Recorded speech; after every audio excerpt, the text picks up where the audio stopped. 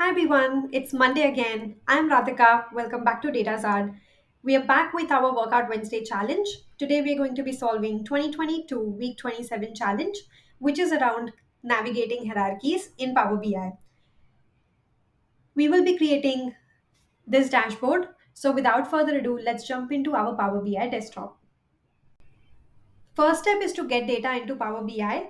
Data for this challenge is available on data.world website. I have already downloaded the data. It is in the form of an Excel file. So I will now click on import data from Excel and choose my file and click on open.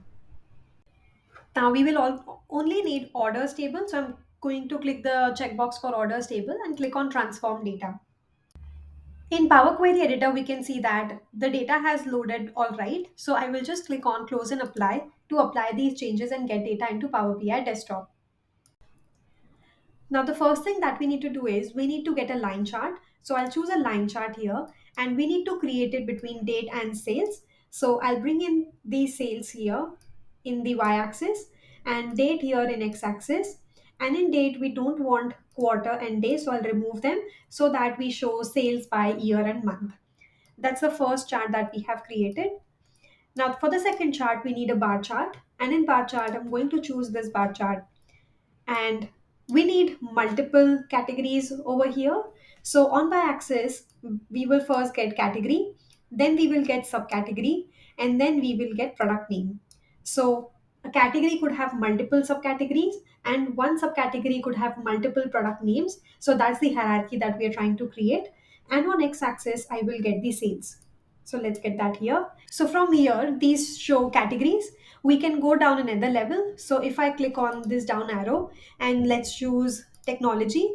So we are into subcategories, as you can see from the heading as well. We are into category and subcategory. So in technology, we have four different categories: phone, machines, accessories, and copiers. Again, we can choose, let's say, phones, and then we go into phones. And all of these different products, they are in phones.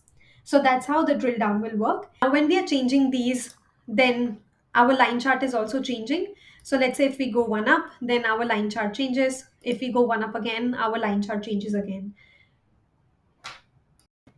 And this is how drill down and drill up, they are implemented in Power BI. I hope you have learned something new from this one. If you like the video, then please do subscribe to the channel and hit the like button. Thank you for watching. I'll see you in